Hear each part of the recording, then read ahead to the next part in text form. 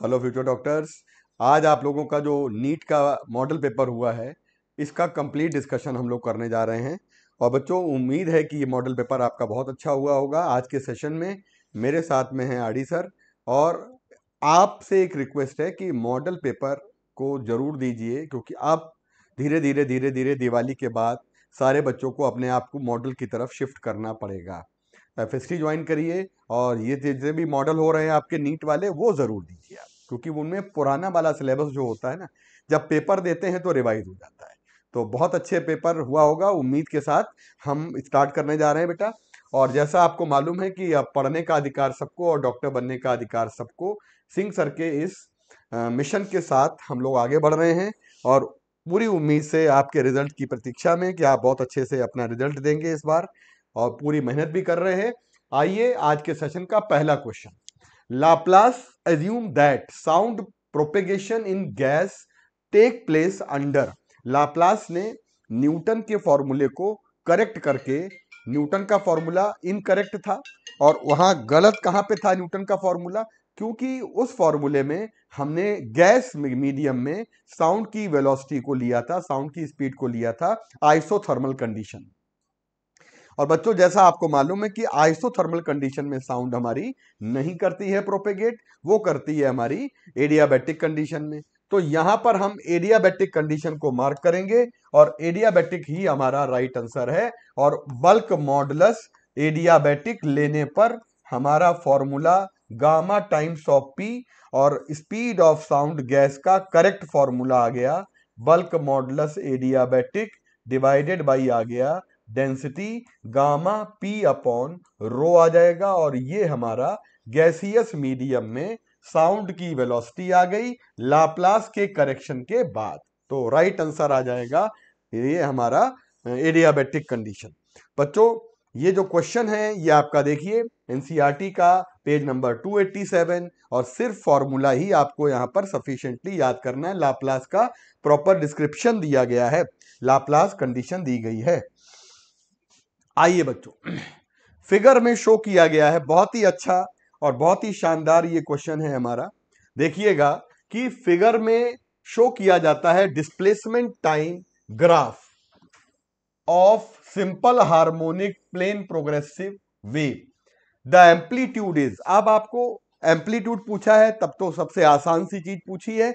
अगर वो एम्पलीट्यूड की बजाय वेवलेंथ पूछ लेता तो फिर थोड़ा सा टेक्निकल हो जाता। कहने का मतलब है कि एम्पलीट्यूड हमारा यहां पर कितना आ जाएगा। बात अगर एम्पलीट्यूड की चल रही है तो ये एम्पलीट्यूड है, वो भी सेंटीमीटर में। वाई की मैक्सिमम वैल्यू हमारी सेंटीमीटर में आती है, यानी आंसर तो सेकंड आ गया। लेकिन अगर एडिशनल बात हम आपको और समझा दें यहां पर कि वेवलेंथ पूछता, तो एक ये पूरा लूप और एक ये पूरा लूप, यानी 4 सेंटीमीटर इसकी वेवलेंथ आती। तो बच्चों, एक बार इस डायग्राम में देख लीजिएगा, यहां तक पूरी एक वेव जाती है, तो लेंथ ऑफ वन वेव। तो कभी कभी वो वन वेव बनाता नहीं है, कभी कभी 2.5 वेव बना देता है, कभी कभी वो। तो मतलब कहने का कि आपको पूरा क्लियरली क्वेश्चन में मेजरमेंट कभी कभी नहीं दिया जाता है, 2.5 वेव की लंबाई दे दी जाती है। कितनी? 2.5 वेव। और मान लीजिए आपको 5 सेंटीमीटर दे दिया गया, तो वन वेव की लंबाई निकालनी है, वही वेवलेंथ होती है। फिलहाल मैंने जो एडिशनल बात बताई है वो पूछी जा सकती है नीट के पेपर में, लेकिन ये वाला क्वेश्चन हमारा जो सेकंड है, इसका राइट आंसर आ रहा है सेकंड। और बेटा, ये हम लोग जानते हैं वाई मैक्स को कहते हैं एम्पलीट्यूड। अगले क्वेश्चन पे आते हैं, मैच करते हैं हीट कैपेसिटी, और इन सब की यूनिट की बात करते हैं। तो एक है हीट कैपेसिटी, इसकी वैल्यू को कहते हैं एमएस, और स्पेसिफिक हीट कैपेसिटी इसको एस कहते हैं। एमएस का फॉर्मूला होता है क्यू बाई डेल्टा टी, और इसका फॉर्मूला होता है Q upon M delta T.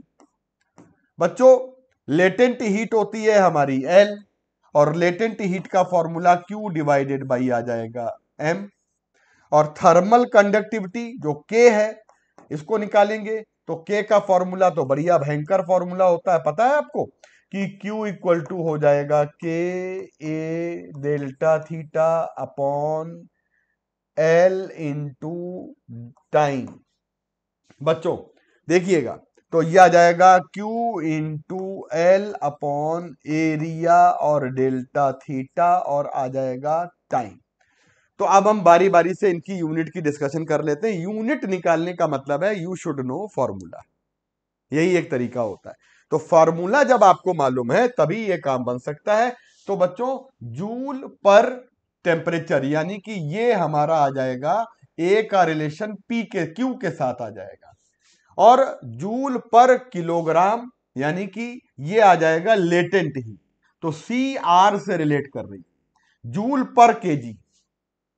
अब मास की बात कर रहे हैं, मास भी आ रहा है, तो स्पेसिफिक हीट कैपेसिटी यानी बी का रिलेशन आ रहा है पी के साथ। बी हमारा पी के साथ रिलेट कर रहा है। तो देखिए कुछ ऑप्शन तो मैच कर रहे हैं, ए क्यू के साथ कर रहा है, बी पी के साथ कर रहा है, और सी का रिलेशन आ रहा है एस के साथ। सी का रिलेशन लेटेंट हीट ना, ये गड़बड़ है, यानी ये हमारा सी का आ रहा है और वो आर के साथ, यानी ये भी सही है और ये भी सही है, और ये देखिए गलत हो गया, और ये सी आर हो गया। मतलब सी का मतलब आर। तो डी का मतलब क्या बचा, यानी थर्मल कंडक्टिविटी कितनी बची, ध्यान से समझिएगा। जूल और बेटा पर मीटर सेकेंड और पर केल्विन, यानी कि ये कैंसिल हो जाएगा, तो हमारे पास वैल्यू आ जाएगी, करेक्ट आंसर आ जाएगा सेकेंड वाला। तो बहुत ही शानदार क्वेश्चन है, हमारा सेकेंड वाला यहां पर करेक्ट ऑप्शन आ जाएगा।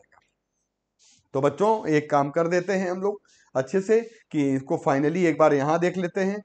उष्मा धारिता का मतलब होता है हीट कैपेसिटी, विशिष्ट उष्मा होती है हमारी thermal specific heat capacity, and गुप्त उष्मा होती है हमारी लेटेंट हीट, और थर्मल हीट कैपेसिटी जो होती है वो उष्मी चालकता होती है। मतलब आपको ये टर्मिनोलॉजी जो हिंदी वाले बच्चे हैं एक बार अच्छे से देख लीजिएगा, कुछ सिमिलर सिमिलर समझ में आ जाती है। राइट आंसर इसका सेकेंड है, क्वेश्चन नंबर थर्ड। और बच्चों आते हैं क्वेश्चन नंबर, हम लोग फोर्थ नंबर पे आते हैं। क्वेश्चन नंबर फोर्थ पे आते हैं, during adiabatic process the pressure of the gas is found to be proportional to square of its temperature. यानी प्रेशर जो होता है वो टेम्परेचर के स्क्वायर के प्रोपोर्शनल होता है।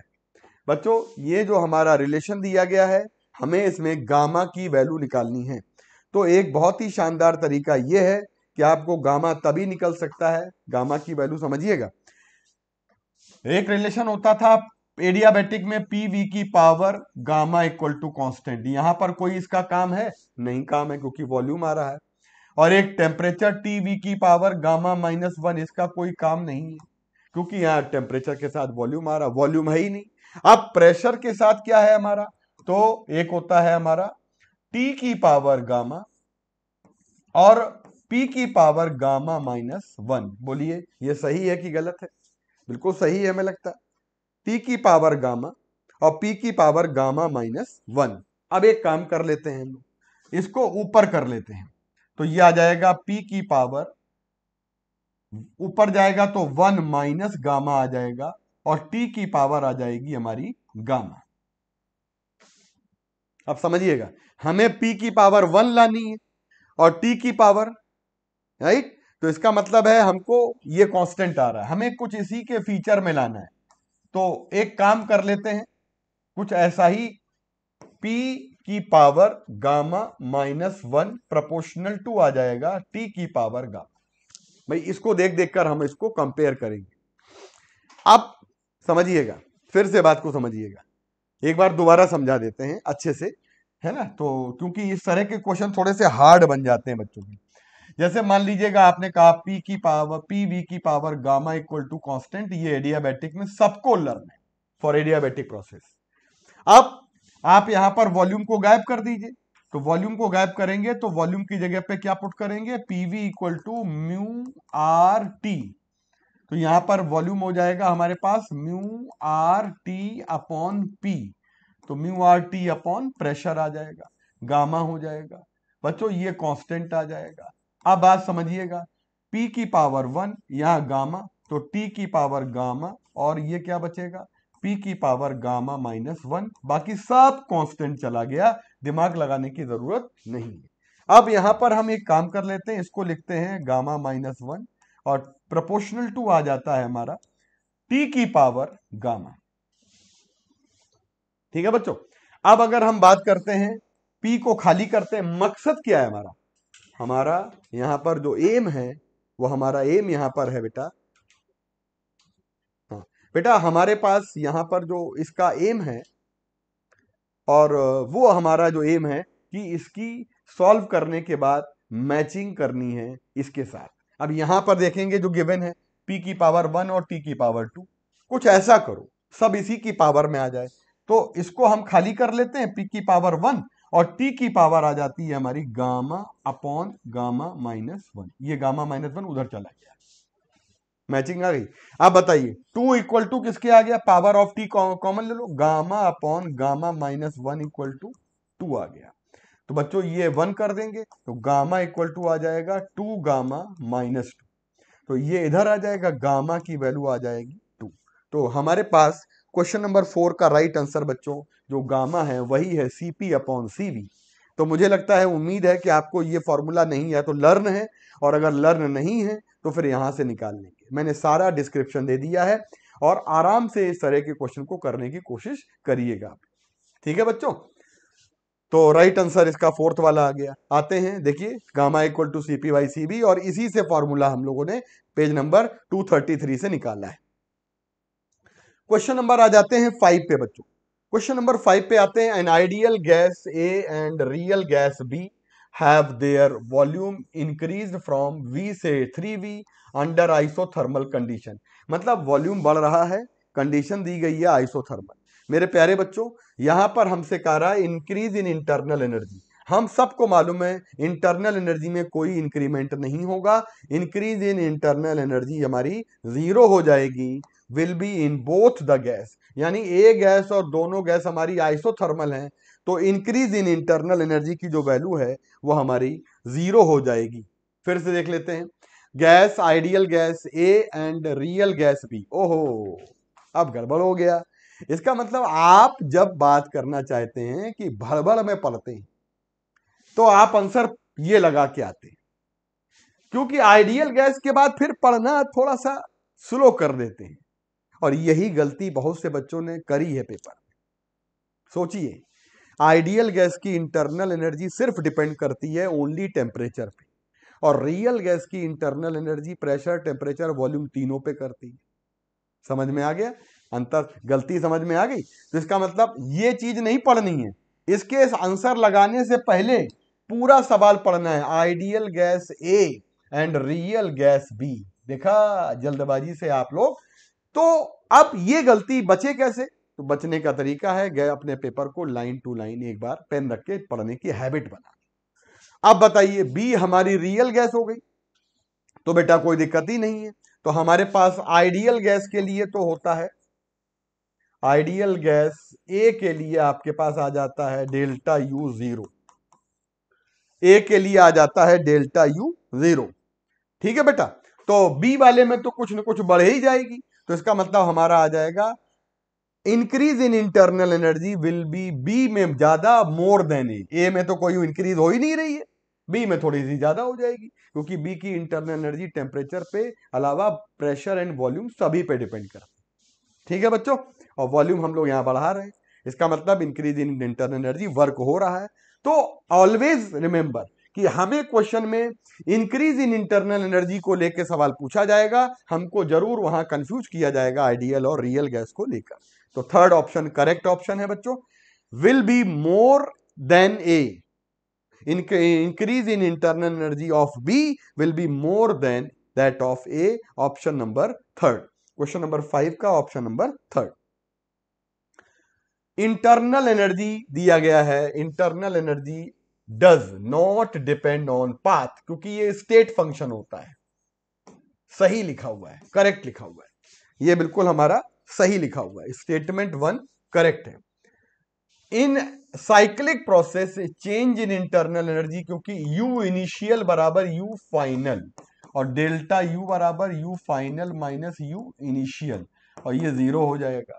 इसका मतलब क्या हुआ कि जब हम बात करते हैं कि इंक्रीज इन इंटरनल एनर्जी अगर हमारी, या चेंज इन इंटरनल एनर्जी, तो चेंज इन इंटरनल एनर्जी दो जगह पे जीरो होती है, आइसोथर्मल में और साइक्लिक में भी, साइक्लिक में भी जीरो। तो करेक्ट आंसर हमारा जो है ये, तो कौन सा ऑप्शन आ जाएगा हमारा, देखिए दोनों स्टेटमेंट सही है, ऑप्शन नंबर थर्ड। ठीक है बच्चों, आइए आते हैं देखिए हमको साफ साफ यहाँ पे दिया हुआ इंटरनल एनर्जी थर्मोडायनेमिकल प्रोसेस में ये स्टेट वेरिएबल होता है, स्टेट फंक्शन। क्वेश्चन नंबर आते हैं बेटा हम लोग, internal energy of 10 mole of nitrogen gas atom. हमको बात कर रहा है 10 मोल की, बेटा 10 मोल की बात कर रहा है। तो internal energy of mu mole of any gas half mu R T F. बोलो बेटा, हाफ रहेगा, 10 मोल रहेगा, आरटी रहेगा, डिग्री ऑफ फ्रीडम डाया के लिए, नाइट्रोजन गैस के लिए एफ की वैल्यू 5 रहेगी। और बेटा ये कैंसिल करेंगे तो 5 आ जाएगा, 25 आरटी हमारा करेक्ट ऑप्शन आ जाएगा थर्ड। 7 का आंसर है थर्ड। और बेटा हमें इस तरह का बहुत डिस्क्रिप्शन दिया गया है, ये हमारे एनसीईआरटी में डिग्री ऑफ फ्रीडम और इंटरनल एनर्जी डायटोमिक को लेके समझाया भी गया है पेज नंबर 253 पर। आइए बच्चों आते हैं क्वेश्चन नंबर 8 पर। क्वेश्चन नंबर 8 जो दिया गया है, एक गैस हमारी जो है वो consist of 2 mole of O2 and 6 mole of argon. यानी हमारे पास जो टोटल हमारी जो एनर्जी है, टेम्परेचर T मेंटेन किया गया है, टोटल एनर्जी निकालनी है। तो इंटरनल एनर्जी ऑफ सिस्टम निकालेंगे, internal energy of oxygen gas और internal energy of argon gas. बच्चों जैसा आपको मालूम है हम सभी की इंटरनल एनर्जी निकाल सकते हैं। हमको कह रहा है 6 मोल, मोल में दे रहा है, यानी half mu R T F. और बेटा यहां पर भी half mu R T F. बताइए O2 क्या है, डायटोमिक, तो हाफ आ जाएगा। कितने मोल O2 दिया गया है, 2 mole of O2, are T, और डायटोमिक के लिए डिग्री ऑफ फ्रीडम 5। और बेटा हाफ रहेगा, कितने मोल है हमारा, 6 mole of argon, 6 mole argon, R T, और ये आ जाएगा एफ की जगह पे आ जाएगी हमारी वैल्यू। कितनी आ जाएगी एफ की जगह पर, आर्गन है तो डिग्री ऑफ फ्रीडम आ जाएगा 3। मोनो के लिए 3, डाया के लिए 5। और बेटा डिग्री ऑफ फ्रीडम जब हम निकालते हैं नॉन लीनियर और लीनियर दोनों केस में याद है 6 और 7। ठीक, तो बच्चों देखिए 2 और 2 कैंसिल हो गया, हमारे पास 5 आ जाएगा। और देखिए इससे ये कैंसिल हो गया 3, यानी कि 9 आरटी और plus 5 RT.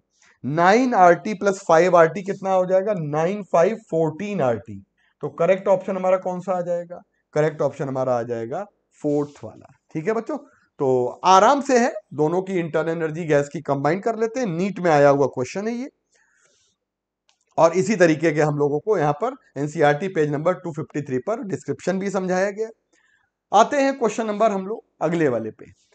N ideal black body is one which absorb all the incident radiation without reflecting और transmitting any part. I think आपको दिमाग में जब आइडियल ब्लैक बॉडी को लेकर बात आती है तो स्टेटमेंट 1 हमारा बिल्कुल सही दिया गया है। और ये देखिए ऑप्शन पढ़ लीजिए, स्टेटमेंट 1 करेक्ट, ये भी हो सकता है, ये गलत है, और बेटा हमारे पास आ जाएगा ये गलत है। यानी ऑप्शन हमारे इन दोनों में आ सकते हैं। ठीक, statement 2, black body black lamp has not absorb 100% of incident radiation. यार ये चीज जो हमारी है, black lamp, black lamp has not absorb 100%, यानी कि जो लैंप ब्लैक होता है बेटा, लैंप ब्लैक का मतलब काजल होता है, ये 95% के आसपास रहता है।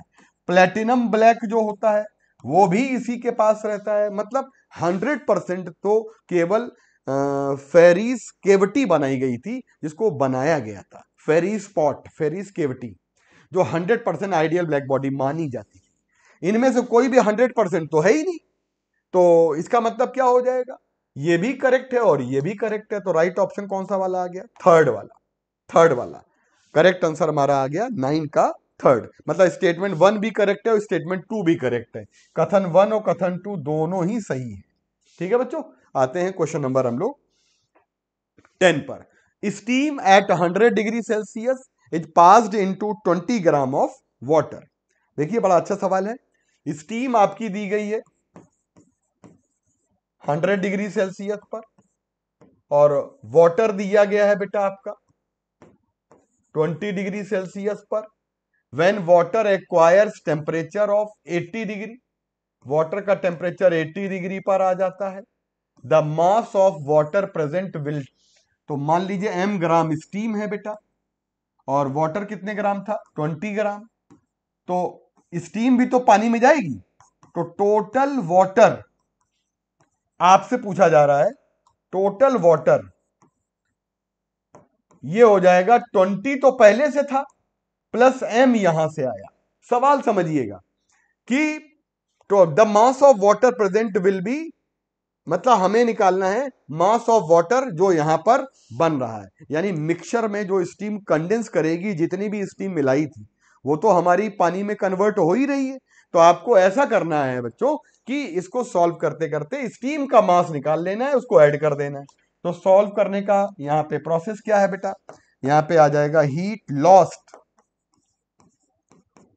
By steam equal to gained by water,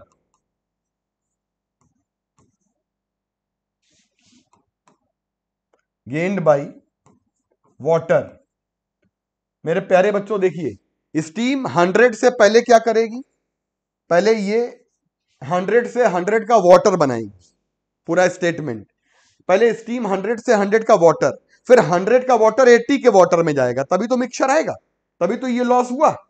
तो आपके पास लॉस कहां तक हो गया, पहले तो स्टेट चेंज हुई और फिर पानी का टेम्परेचर 80 तक आया, पानी 20 से 80 जा रहा है, तो m into S delta T, जहां टेम्परेचर चेंज होगा वहां पे क्या लगाया जाएगा, एम एस डेल्टा टी, जहां पर स्टेट चेंज होगी वहां पर क्या लगाया जाएगा, एम इंटू एल। स्टेट कौन सी चेंज हो रही है, आपकी स्टेट वेपोराइजेशन, यानी कि यहाँ पे कंडेंसेशन हो रहा है।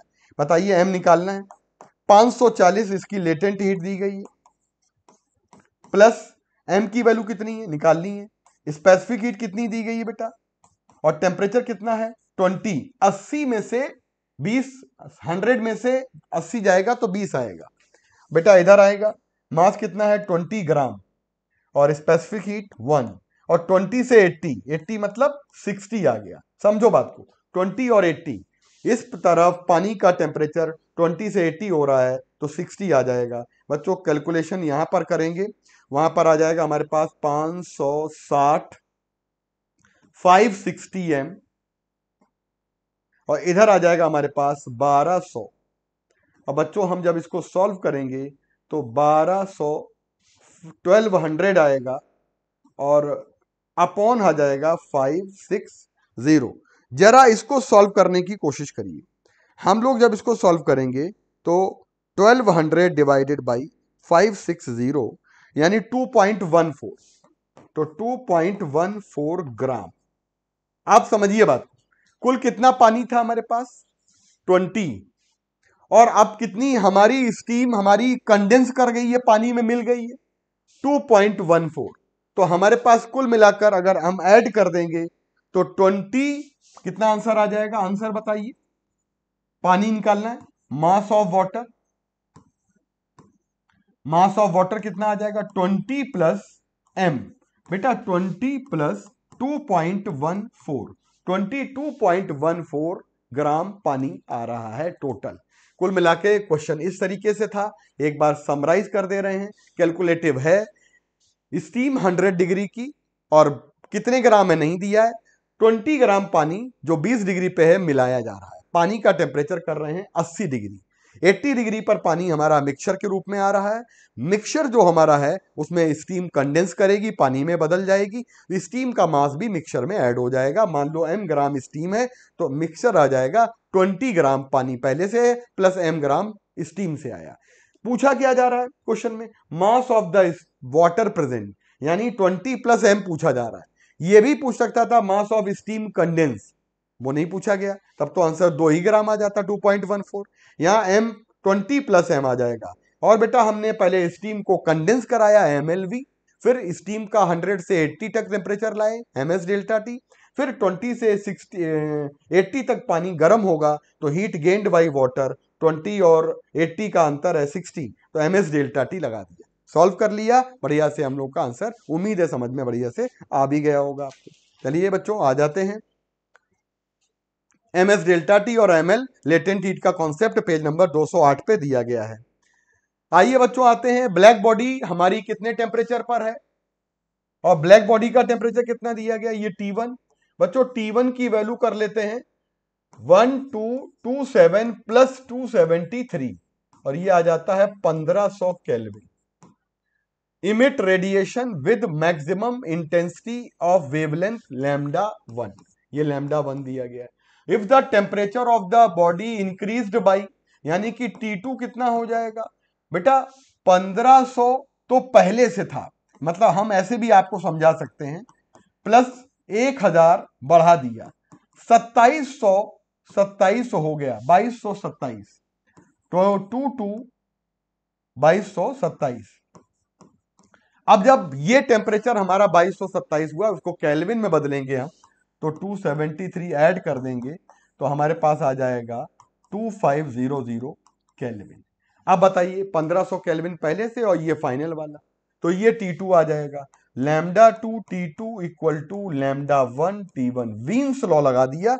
वीन्स लॉ कहता है λ बराबर कांस्टेंट। इसको लगाएंगे हम तो मैक्सिमम इंटेंसिटी की वेवलेंथ निकालनी है। T2 की वैल्यू आ जाएगी 2500 और ये है λ 5000। और बेटा हम T1 की वैल्यू है 1500। सॉल्व करेंगे, देखिए क्या आएगा, यहां पर 20 कैंसिल करेंगे, 25 दूना 50, यानी λ2 की वैल्यू आ जाएगी 3000, यानी करेक्ट ऑप्शन हमारा जो है वो फर्स्ट वाला आंसर आ जाएगा। 3000 की वेवलेंथ हमारी, ये वीन्स लॉ का क्वेश्चन था बच्चों, और 11 नंबर क्वेश्चन का आंसर आ रहा है हमारा फर्स्ट वाला। आइए बच्चों आते हैं क्वेश्चन नंबर, हम लोग 12 नंबर पे आते हैं। देखिए क्वेश्चन नंबर 12 में आते हैं कि absolute zero temperature the kinetic energy of the molecule will become zero. क्योंकि हम एवरेज काइनेटिक एनर्जी की भी बात करेंगे तो वो होती है 3/2 kT, और एब्सोल्यूट जीरो टेम्परेचर जो होता है बच्चों वो होता है हमारा T equal to 0 kelvin -273 degree Celsius. परम शून्य ताप पर गतिज ऊर्जा 0 हो जाती है। ठीक, क्वेश्चन नंबर आ जाते हैं हम लोग। ये देखिए कॉन्सेप्ट ऑफ मतलब इसमें ये समझाया गया है कि काइनेटिक एनर्जी जो होती है वो टेम्परेचर पे डिपेंड करती है, तो टेम्परेचर जब 0 हो जाएगा तो 0 हो जाएगी। क्वेश्चन नंबर 13 पे आ जाते हैं। In the kinetic theory of gas the लिखा हुआ है स्टेटमेंट कौन सा ट्रू है, मतलब एक से ज्यादा भी हो सकते हैं। The pressure of the gas is proportional to the mean speed of the molecule. भाई मीन स्पीड तो नहीं होती है ना, वो होती है हमारी मीन स्क्वायर, तो इसका मतलब मीन स्पीड तो नहीं होती है। तो हमारा जो 13 का जो आंसर है इसमें ये वाला तो गलत हो जाएगा, ये वाला हमारा गलत हो जाएगा। The root mean square speed of the molecule is proportional to the pressure. नहीं भाई, प्रेशर जो होता है ना वो क्या होता है, VRMS की जो वैल्यू होती है, फॉर्मूला बता रहे हैं, √3p/ρ। 3p/ρ प्रेशर का स्क्वायर रूट होता है, तो ये भी गलत हो गया। The rate of diffusion proportional to the molecular weight of the molecule. भाई साहब इनवर्सली प्रोपोर्शनल होता है, ग्राहम्स लॉ इनवर्सली प्रोपोर्शनल, और वो भी स्क्वायर रूट में जाता है, इसका मतलब डायरेक्ट नहीं आता, ये भी गलत है। The mean is translational kinetic energy, यानी कि 3/2 kT is proportional to the kelvin temperature. वाह, 3/2 kT हमारी मीन ट्रांसलेशनल काइनेटिक एनर्जी, यानी ये चौथा आंसर हमारा जो है वो करेक्ट है। ट्रू हमारा केवल एक ऑप्शन, 13 का आंसर आ जाएगा बच्चों फोर्थ। क्वेश्चन नंबर 14 पे आते हैं। स्टेटमेंट 1 दिया गया है और स्टेटमेंट 1 में हमसे कह रहा है बेटा कि साउंड वेव इज ट्रांसवर्स। गलत है, साउंड वेव होती है लॉन्गिट्यूड। और स्टेटमेंट 2 कह रहा है wave in string is longitudinal. डोरी दी गई है, पाइप तो दिया नहीं गया है, मोटा बार भी नहीं दिया गया है। पाइप होता मोटा बीम होती तो बात अलग होती, इसका मतलब ये भी गलत है। तो हमारा जो क्वेश्चन है इसके दोनों ही स्टेटमेंट हमारे जो हैं बच्चों ये गलत दिए गए हैं, तो इसका मतलब 14 का जो राइट आंसर आ जाएगा, both statement 1 and 2 are incorrect, answer आ जाएगा थर्ड। क्वेश्चन नंबर आते हैं 15 नंबर पे। बहुत ही शानदार क्वेश्चन, जरा देखिए और समझिए यहां पर हमें क्या कह रहा है। बच्चों समझने की जरूरत है कि ratio of the amplitude of wave, इसका एम्पलीट्यूड तो ए दिया गया है, y equal to A sine omega T minus K X A दिया है। इसका एम्पलीट्यूड आपको निकालना पड़ेगा क्योंकि ये सुपरपोजिशन हो रहा है। आप पहचानोगे कैसे सुपरपोजिशन हो रहा है? जब भी आपकी दो वेव मिलने लगे, ये एक वेव है, एक वेव और है, बताइए ये साइन है, ये कॉस है, तो दोनों में फेज डिफरेंस कितना है? 90 डिग्री। एक साइन है, एक कॉस है। इसका मतलब रिजल्टेंट एम्पलीट्यूड का फॉर्मूला क्या होता है सुपरपोजिशन के समय पे? A1 स्क्वायर बेटा A2 square 2A1 A2 cos of delta phi. बताइए कॉस डेल्टा फाई की वैल्यू अगर कॉस 90 कर देंगे 90, तो ये वाली वैल्यू तो जीरो हो जाएगी। कॉस 90 जीरो होता है, तो केवल हम लोग याद कर लेते हैं जब भी फेज डिफरेंस 90 आता है तो A1 स्क्वायर और A2 स्क्वायर का राइट आंसर आता है बच्चों। और A1 की वैल्यू A है और A2 की वैल्यू A है, और ये आंसर आ जाएगा हमारे पास √2A। प्यारे बच्चों, √2A आ जाएगा। और पहले वाला कौन सा है? पहले वाला दिया गया है, तो हमारे पास करेक्ट बेटा आंसर आ जाएगा A स्क्वायर है ना यहाँ पे, तो ये भी है और ये भी है, तो 2A स्क्वायर आ जाएगा, तो A√2 आ जाएगा। और ये है कौन सा वाला एम्पलीट्यूड? ये है नीचे वाली वेव का, इसको A2 कर। और A1 कौन सा है? पहली वाली वेव का। बताइए रेशियो क्या हो जाएगा? A1 अपॉन A2 कितना आ जाएगा हमारे पास? A/A√2। कौन सा ऑप्शन आ गया? 1/√2। Right option third. Question number 15 का राइट आंसर थर्ड। शानदार क्वेश्चन था, इसमें सुपरपोजिशन भी लगाना था और तभी हम लोगों को यह काम करना है। आइए बच्चों, सुपरपोजिशन में आपको ये 90 डिग्री फेज डिफरेंस पर ये दिखाया गया है और डायरेक्ट लर्न करना है फॉर्मूला। एनसीईआरटी का पेज नंबर 281। आते हैं क्वेश्चन नंबर हम लोग 16 पर आते हैं। Volume of metal sphere increases by, इसका मतलब यह है change in percentage change in volume, और यह वैल्यू दे रखी है 0.48 when its temperature is raised by 60 degree Celsius. Temperature जो रेज किया गया है वो 60 degree Celsius. The coefficient of linear expansion निकालना है। आपको मालूम है कि इसकी वैल्यू होती है, डायरेक्ट आपको याद है, gamma delta T into 100। Percentage increase in volume, percentage increase in length alpha delta T into 100, percentage increase in area beta delta T into 100, percentage increase in volume gamma delta T into 100। सारे याद कर लीजिए। Gamma की जगह पे क्या आ जाएगा, और डेल्टा टी की कितनी वैल्यू कह रहा है, और इंटू 100 कितना आ जाएगा 0.48। बच्चों एक काम कर लीजिएगा, 3 6 18, और अल्फा की वैल्यू जब निकालेंगे तो 48 यहां पर आया, 18 यहां पर आया, 1 2 और 10 की पावर आ जाएगा 5। अगर हम 48 को हम लोग यहां पर 48 डिवाइडेड बाई 18, तो 2.67 इसका राइट आंसर आ रहा है अप्रोक्स। हम अगर राउंड ऑफ करते हैं तो 2.67 10 की पावर माइनस का 5 पर डिग्री सेल्सियस। थर्ड वाला आंसर क्वेश्चन नंबर 16 का। बढ़िया सवाल है, सॉल्व करके आराम से निकाल देते हैं। आइए, 16 tuning fork are arrange in order of increasing frequency. आपको कॉन्सेप्ट समझाया है, पहला ट्यूनिंग फॉर्क, दूसरा ट्यूनिंग फॉर्क, तीसरा ट्यूनिंग फॉर्क, और इसी तरीके से हम लास्ट ट्यूनिंग फॉर्क पे जाते हैं, और वो है हमारा पीएथ वाला। पहले की फ्रीक्वेंसी एन, अगले वाले की हो जाएगी n+x, क्योंकि इनके बीच में कितना नंबर ऑफ बीट मिल रहा है x, इसमें भी कितना मिल रहा है x। नंबर ऑफ बीट अगर सक्सेसिव ट्यूनिंग फॉर्क में जो मिलेगा, तो लास्ट वाले की फ्रीक्वेंसी क्या हो जाती है, फॉर्मूला आपको मालूम है, फर्स्ट की फ्रीक्वेंसी प्लस p-1, और बेटा ये आ जाता है x। p क्या है, नंबर ऑफ ट्यूनिंग फॉर्क, और x क्या है, दो ट्यूनिंग फॉर्क के बीच में नंबर ऑफ बीट, और -1 कर देंगे।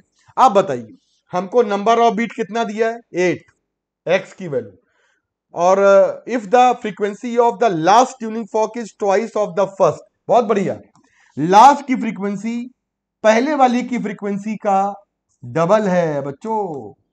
पहले वाले की फ्रीक्वेंसी n है, लास्ट वाले की डबल है, क्वेश्चन के अकॉर्डिंग लिखा है।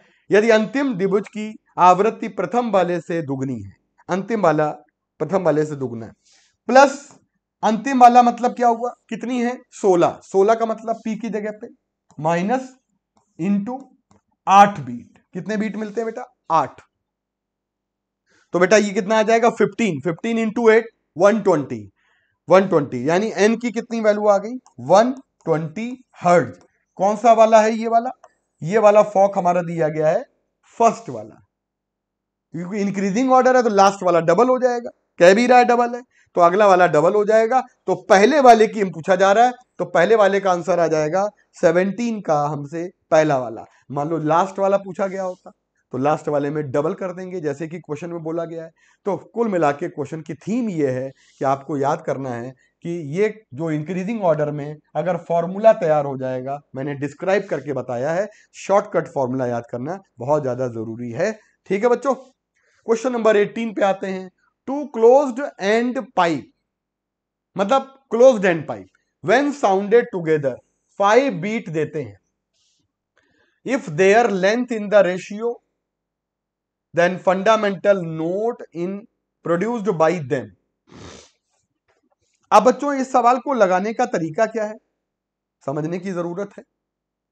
क्लोज्ड एंड पाइप दिए गए और इनका fundamental frequency V upon 4L, दो बंद पाइप दिए गए V बाई 4L, यानी फ्रीक्वेंसी जो होती है हमारी वो लंबाई के इनवर्सली प्रोपोर्शनल होती है।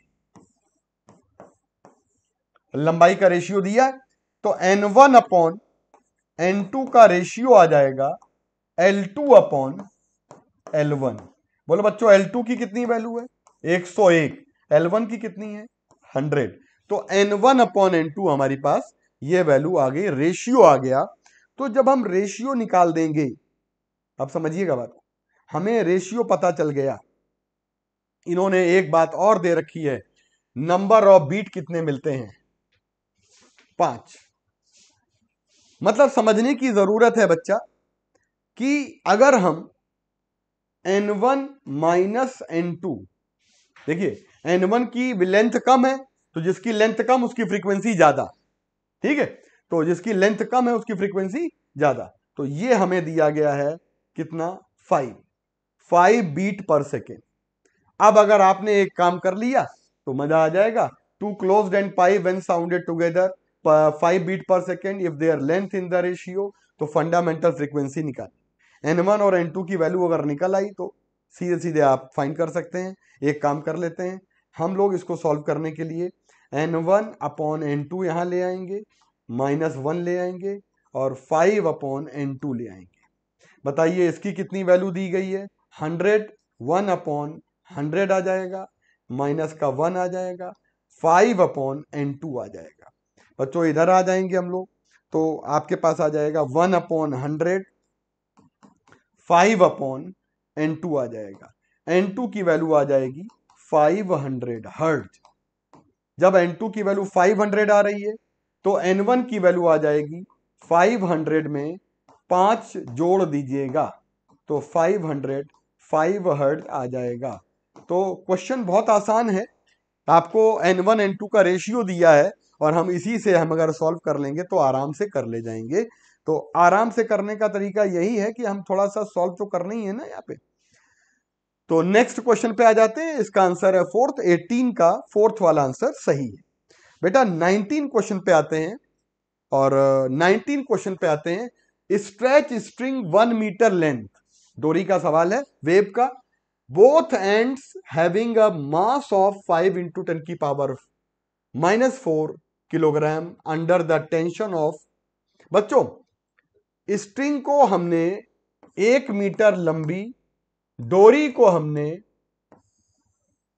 लेंथ दी गई है 1 मीटर, इसको हमने बांध दिया है, मास दिया गया है 5 इंटू 10 की पावर -4 किलोग्राम। मास पर यूनिट लेंथ निकालेंगे, मास अपॉन लेंथ कर देंगे तो 5 इंटू 10 की पावर -4 और बेटा ये आ जाएगा किलोग्राम पर मीटर। टेंशन दिया है when it is plugged at 25, it is plugged at 25 centimetre from one end. बढ़िया सवाल। आप समझ लीजिए डोरी जो हमने ली है, अगर इसको हम फिर बीच में प्लग करते हैं तो वहां एंटी नोड बनता है। हमने इसको L/4 पे प्लग किया है तो यहां पे एंटी नोड बनेगा। जहां प्लग किया वहां एंटी नोड। बताइए आधी लंबाई में यहां पे एंटी नोड 1/4 में बना तो एक और यहां पे आ जाएगा। इसका मतलब दो लूप में हमारी डोरी वाइब्रेट कर रही है। आपको 25 सेंटीमीटर में प्लग करने का मतलब है, मीनिंग है कि 2 लूप्स में डोरी हमारी वाइब्रेट कर रही है। तो stretch string would vibrate with frequency. आपको फ्रीक्वेंसी निकालनी है बच्चों। फॉर्मूला होता है n बराबर 2/2L अंडर रूट आ जाएगा T/m। तो 2/2 इंटू लेंथ 1 मीटर और टेंशन कितना दिया है 20 न्यूटन का, और नीचे है हमारा मास यानी कि 5 इंटू 10⁻⁻⁴। तो 2/2 आ जाएगा, अंडर रूट आ जाएगा, 5 4 आ जाएगा और बेटा 10⁻⁴ आ जाएगा। सॉल्व करेंगे तो ये आ जाएगा 2 और ये 200 हमारा राइट आंसर आ रहा है। और क्वेश्चन नंबर 19 का बच्चों राइट आंसर हमारे पास आ रहा है 200। बहुत ही शानदार बात यह है, ये एक इंपॉर्टेंट बात यह है, जब जब हम डोरी को प्लग करते हैं, जैसे हमारी डोरी L वाली है, L लंबाई की है, तो L/2 पे प्लग करेंगे तो वो मिलेगा हमारा एंटी नोड। मतलब डोरी हमारी L लंबाई की है, अगर आप कहां पे प्लग करेंगे, आप बीच में प्लग करेंगे, प्लग करने मतलब सितार गिटार बजाते हैं ना, तो यहां पर बनेगा एंटी नोड।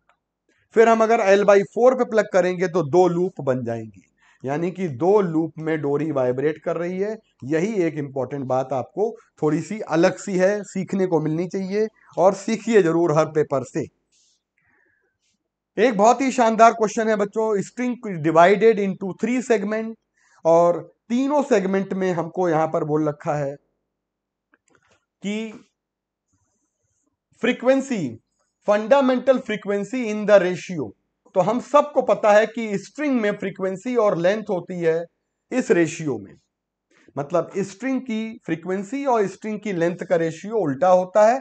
इसका मतलब रेशियो ऑफ फ्रीक्वेंसी का अगर निकालेंगे तो वो आता है 1 2 3 का, और रेशियो ऑफ लेंथ अगर निकालेंगे तो बच्चों उल्टा कर देंगे हम इसको, तो ये आ जाएगा 1/1 और ये आ जाएगा, मतलब इसको 1 कर देंगे हम लोग, तो जो भी वैल्यू है उसको 1 करना पड़ेगा।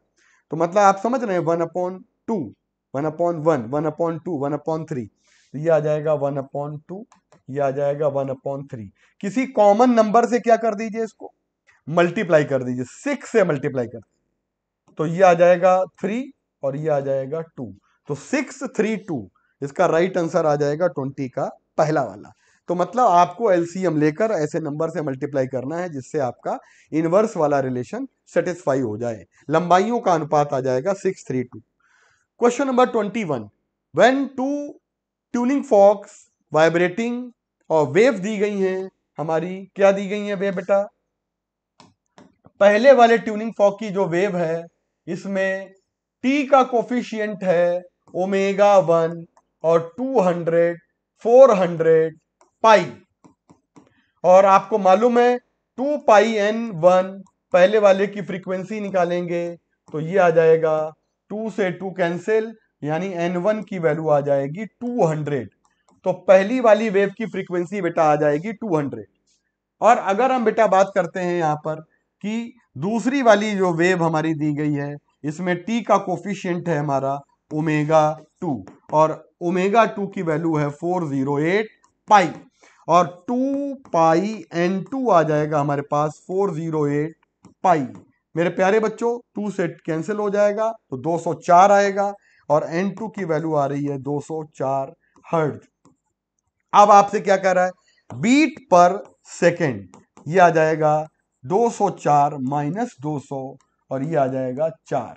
बीट पर मिनट निकालना है तो हम इसको बीट पर मिनट निकालने के लिए इसको 60 से मल्टीप्लाई कर देंगे तो 240 आंसर आ जाएगा, मल्टीप्लाइड बाई 60।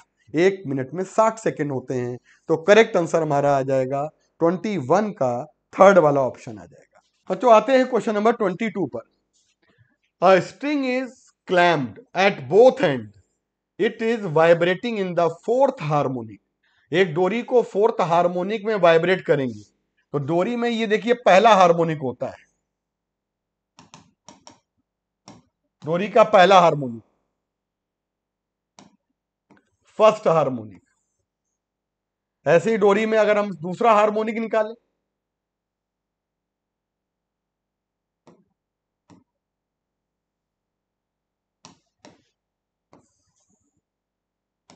ये आ जाएगा हमारा, 2 लूप आ जाएंगे। यानी कि अगर हम 4 harmonic, first harmonic, second harmonic, third harmonic और फोर्थ हार्मोनिक, अगर हम फोर्थ हार्मोनिक पर जाएंगे तो फोर्थ हार्मोनिक पर नंबर ऑफ लूप कितने हो जाएंगे? 4। समझने की बात है, नंबर ऑफ लूप हो जाएंगे 4। और फिर इक्वेशन बन रही है स्टेशनरी वेव की, और ये 4 लूप बन जाएंगे। 4 लूप समझते हैं, चौथे लूप में क्या हो रहा होगा, फोर्थ वाले में क्या हो रहा होगा, फोर्थ वाले में निकालेंगे तो 4 लूप बनेंगे, यानी 1 2 3 4। इसका मतलब आप जान रहे हैं बच्चों, तो लैम्डा बाई 2 को 4 से मल्टीप्लाई कर देंगे तो ये लेंथ आ जाएगी, यानी डोरी की लंबाई। तो लंबाई आ जाएगी एक तरीके से 2 लैम्डा। अब आपको डोरी की लेंथ पूछी गई है, हम लैम्डा निकालने का बन जाएगा। स्टेशनरी वेव में एक्स का कोफिशिएंट होता है के, एक्स का कोफिशिएंट के, तो के इक्वल टू हो 0.157, तो 2 पाई बाई लैम्डा आ जाएगा 0.157, तो लैम्डा की वैल्यू आ जाएगी 2 पाई अपॉन 0.157। अब इसको आप जरा डिवाइड कर दीजिए, तो 3.14 इंटू 2 डिवाइडेड बाई 0.157, और ये आ जाएगा हमारा 40। तो जब ये 40 सेंटीमीटर आ रहा है तो लंबाई आ जाएगी 2 इंटू लैम्डा 80 सेंटीमीटर की। बेटा करेक्ट आंसर हमारा आ जाएगा इसका सेकंड वाला। तो बच्चों सेकंड वाला आंसर इस क्वेश्चन का है, तो 22 नंबर क्वेश्चन का राइट आंसर है बच्चों सेकंड। तो आ जाते हैं हम लोग, अब इसके बाद का जो पोर्शन है वो बेटा आरडी सर करेंगे। तो थैंक यू सो मच, और हम लोग मिलते हैं अगले सेशन। ओके बच्चों, जय हिंद बच्चों। तो आज 26 तारीख को नीट का पेपर ये हम लोग डिस्कस करने के लिए हैं, नीट 10। ये एक मॉडल पेपर था और 1 से 22 तक के क्वेश्चन आपको सर एक्सप्लेन कर चुके हैं। अब हम लोग क्वेश्चन नंबर 23 से स्टार्ट करेंगे। तो 23 एक थ्योरेटिकल क्वेश्चन है। A body is falling freely under the action of gravity alone in vacuum. तो वैक्यूम है, मतलब कोई भी एयर रेजिस्टेंस वगैरह नहीं है, और बॉडी पर सिर्फ एक फोर्स लग रहा है, mg। तो mg एक कंजर्वेटिव फोर्स है, mg एक कंजर्वेटिव फोर्स है, और बॉडी पर अगर सिर्फ कंजर्वेटिव फोर्स लग रहे हैं तो इसका मतलब है कि पोटेंशियल एनर्जी डिफाइन होगी and we can apply conservation of mechanical energy. तो टोटल मैकेनिकल एनर्जी इसकी कांस्टेंट रहेगी। टोटल लीनियर मोमेंटम तो कंजर्व नहीं रह सकता है क्योंकि external force is there. Conservation of linear momentum तभी लगता है जब एफ एक्सटर्नल फोर्स बॉडी पे जीरो हो, that is not zero, mg is here, तो ये तो कंजर्व नहीं रहेगा। और मैकेनिकल एनर्जी कंजर्व रहेगी, यानी बॉडी की kinetic energy plus potential energy का सम ये कांस्टेंट रहेगा। तो थर्ड ऑप्शन इसका सही है। तो चलिए नेक्स्ट क्वेश्चन पे आते हैं। प्रोजेक्टाइल मोशन का क्वेश्चन है। The maximum height attained by a projectile is increased by 2%, keeping the angle of projection and initial velocity constant. What is the percentage increase in horizontal range?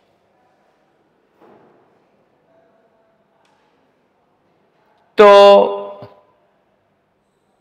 Maximum height और range के बीच का relation आपको मालूम होगा, ये होता है tan theta is equal to 4h/r। और कह रहे हैं कि angle of projection remains constant and initial velocity constant.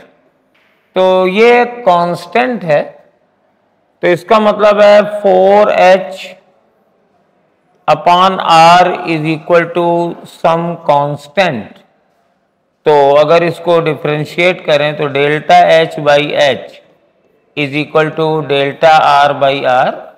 तो जितना परसेंटेज चेंज मैक्सिमम हाइट में होगा उतना ही परसेंटेज चेंज रेंज में भी होगा।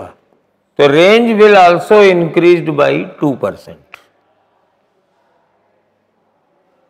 और इस क्वेश्चन को मान लीजिए, क्योंकि आपने ना थीटा बदला ना इनिशियल वेलोसिटी बदली, तो question is how maximum height is increased. तो डेफिनेटली हमें किसी ऐसी जगह पे जाना पड़ा है जहां पर g की वैल्यू कम हो गई होगी। तो बहरहाल ये क्वेश्चन की प्रॉब्लम है कि कैसे उन्होंने किया। 4h/r कांस्टेंट है, तो इसका मतलब है कि डेल्टा h/डेल्टा h एरर वाला फॉर्मूला लगाया तो ये percentage change in maximum height है और ये परसेंटेज चेंज इन रेंज हो जाएगा अगर दोनों तरफ 100 से मल्टीप्लाई कर दें। और अगर ये वाली वैल्यू 2% है तो ये वाली वैल्यू भी 2% ही होगी, तो इसका आंसर सेकंड हो जाएगा। तो बढ़िया क्वेश्चन था, सिंपल था, 2% आंसर आ गया। ये इस फॉर्मूले को भी चाहें तो यूज कर सकते हैं, ये रेंज और मैक्सिमम हाइट के फॉर्मूले लिखे हैं और यहां से अगर आप h/r निकालें तो वही वाली वैल्यू आ जाएगी जो हमने फॉर्मूला लिखा है। क्वेश्चन नंबर 25 में ये ग्राफ दिया है, आई थिंक v², ये टर्म है v², ये v² है और ये s है, और कहते हैं कि एक्सेलरेशन निकालना है, ये स्ट्रेट लाइन है। तो इसका स्लोप क्या होगा, देखिए स्लोप बराबर होता है dy/dx, और यानी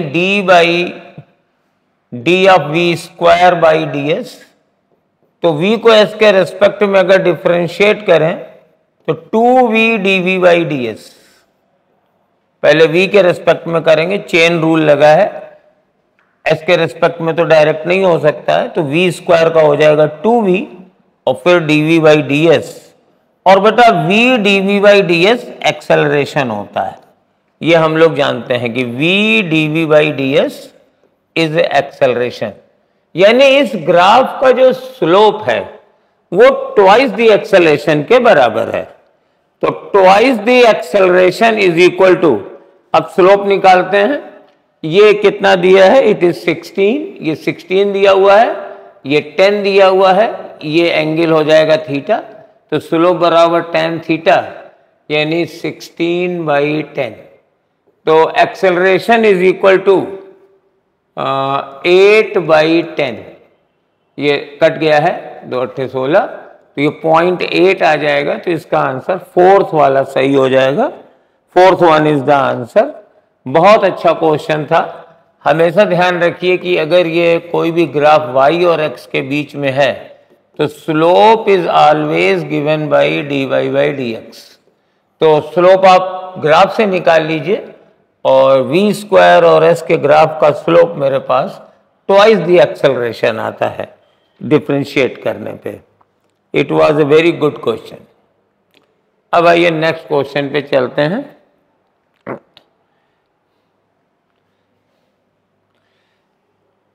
एक नदी पश्चिम से पूर्व की ओर फ्लो कर रही है, तो पहले नदी की वेलोसिटी बना लेते हैं भाई। नदी हमारी इस तरफ जा रही है, इसकी स्पीड दी है कि नहीं दी है, दी है 10 मीटर पर मिनट दी गई है, 10 मीटर पर मिनट। और इसको मैं U कह देता हूं। A man on the south bank of river, ये नदी है तो ये साउथ बैंक इधर नॉर्थ होगा और ये साउथ बैंक पे यहां कोई पर्सन है और वो क्या करना चाहता है, capable of swimming with 20 metre per minute. तो इसकी वेलोसिटी है 20 मीटर पर मिनट और स्टिल वाटर में है और ये शॉर्टेस्ट पाथ से जाना चाहता है, cross the river shortest path. तो यानी जो रिजल्टेंट वेलोसिटी है that should be along this line. ये तो वो उसको किस डायरेक्शन में तैरना चाहिए, उसको कुछ ऐसे तैरना चाहिए क्योंकि उसकी वेलोसिटी में जब ये रिवर की वेलोसिटी कंपाउंड होगी तब ये वाली वेलोसिटी मिलेगी। तो अगर हम इसके दो कंपोनेंट कर दें, सपोज ये एंगल अल्फा है तो इधर हो जाएगा 20 कॉस अल्फा और इधर हो जाएगा 20 साइन अल्फा, 20 साइन अल्फा। तो ये दोनों आपस में कैंसिल हो जाने चाहिए। तो 20 sine alpha is equal to 10 होना चाहिए। तो साइन अल्फा बराबर 1/2 होना चाहिए, अल्फा बराबर 30 डिग्री आएगा। तो ये डायरेक्शन हो गई, दो तरीके से लिख सकते हैं। अगर हम इस तरीके से लिखें तो ये हो जाएगा 30 degree, 30 degree north to west. ये नॉर्थ है, ये वेस्ट है, यहां से 30 डिग्री। तो 30 डिग्री नॉर्थ टू वेस्ट है और इसे 30 डिग्री वेस्ट ऑफ नॉर्थ भी कह सकते हैं। इसको कहने के दो तरीके होते हैं। तो 30 डिग्री वेस्ट ऑफ नॉर्थ इसका फर्स्ट आंसर हो जाएगा। और बाकी सारे क्वेश्चन गलत है। ये इसको लिखने का एक तरीका और था, अगर ये टोटल एंगल लेंगे तो ये 120 डिग्री हो जाएगा। तो रिवर की डायरेक्शन से 120 डिग्री पर, और अगर हम नॉर्थ से ले तो नॉर्थ से इधर 30 डिग्री पर। ये आंसर है। और इसका एक शॉर्टकट फॉर्मूला भी होता है, वो भी हम आपको बता दें, वो भी बहुत अच्छा लगेगा। जैसे मान लीजिए ये रिवर है और आपको ऐसे सीधे जाना है और ऐसे तैरना है, तो दो एंगल होते हैं, ये अल्फा होता है, ये थीटा होता है। तो बेटा साइन अल्फा बराबर होता है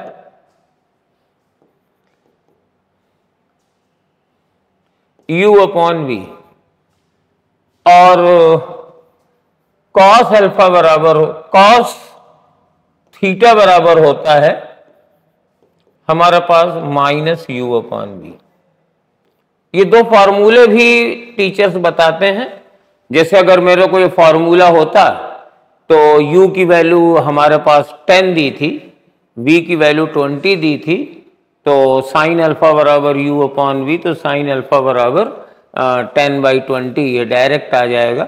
डायरेक्ट भी आंसर कर देते हैं। तो ये दो फार्मूले इस केस में बहुत सारे चलते हैं। इसको भी आप याद हो तो जल्दी से कर सकते हैं। चलिए क्वेश्चन नंबर नेक्स्ट करते हैं।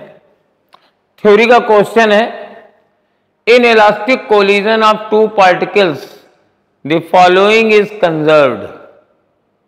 तो momentum of each particle conserve नहीं रहता है, दोनों पार्टिकल का टोटल मोमेंटम कंजर्व रहता है।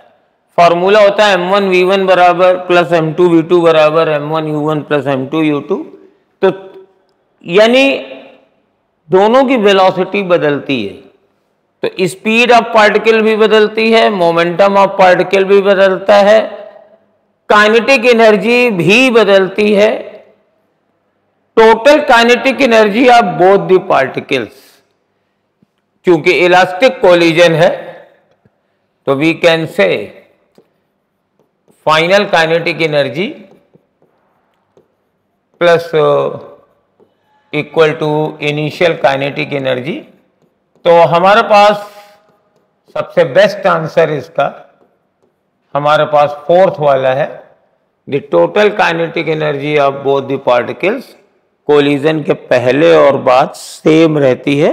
हालांकि इसमें भी थोड़ा सा एक माइनर सा डिफेक्ट है जब ये कोलिजन हो रहा होता है तो ड्यूरिंग कोलिजन ये काइनेटिक एनर्जी इसकी डिफॉर्मेशन एनर्जी में बदलती है, but being elastic collision after the collision पूरी डिफॉर्मेशन एनर्जी फिर काइनेटिक में कन्वर्ट हो जाती है। तो it is good to say कि kinetic energy of both the particles before and after the collision are same through the all process during collision when both balls are in contact of each other the kinetic energy is converted into deformation energy, but not going in very much detail। और given option में fourth वाला सबसे अनडाउटफुल और सबसे बढ़िया answer है, तो आप कह सकते हैं कि ये काइनेटिक एनर्जी सेम है। क्वेश्चन नंबर 28, ये बड़ा लंबा लग रहा है, उतना लंबा है नहीं। 5 फोर्सेस हैं F1, F2, F3, F4 और F5 और 2 kg के पार्टिकल पर लग रहे हैं और that is moving with 4 metre per second square in east direction. तो हम लगाते हैं Newton's law, F1 plus F2 plus F3 plus F4 plus F5 और इसके बाद लिख दे रहे हैं मास 2 और एक्सेलरेशन 4 और ये जा रहा है ईस्ट डायरेक्शन में, तो आई कैप लिख दिया। गुड, ये पहली सिचुएशन है। 5 बल लग रहे हैं और इनके इन्फ्लुएंस में पार्टिकल इस एक्सेलरेशन के साथ जिसका मास 2 kg है पूर्व दिशा में चल रहा है। तो मैंने न्यूटन्स लॉ लिखा, सिग्मा F बराबर है में 5 फोर्सेस लिख दिए। अब सेकेंड कंडीशन को देखते हैं।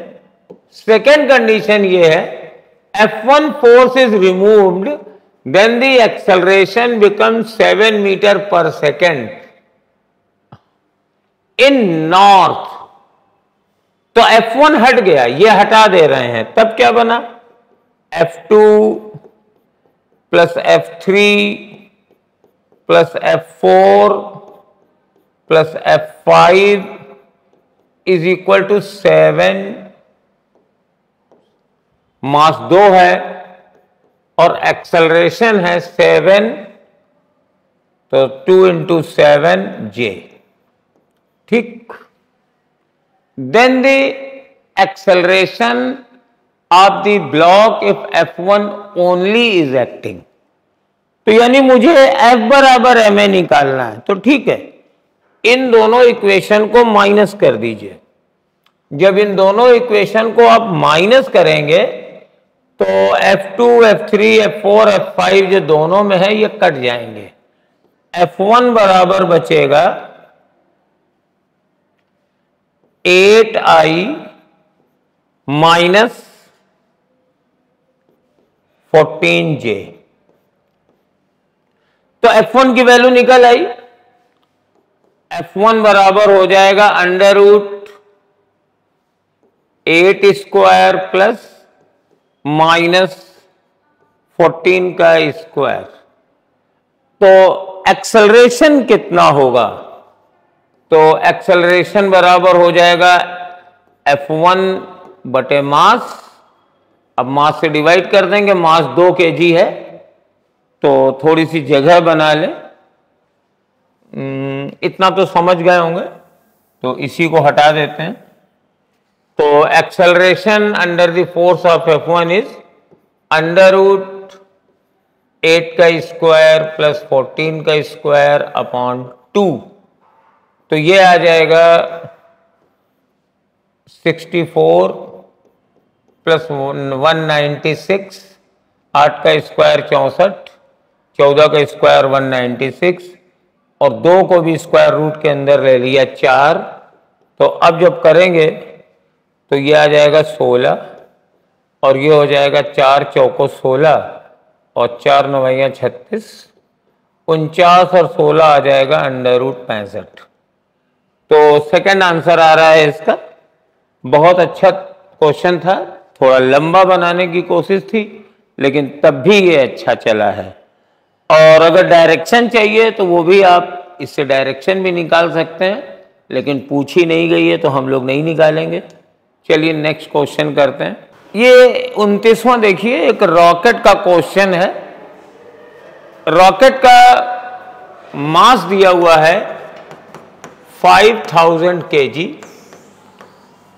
और exhaust speed 800 metre per second है, given as initial upward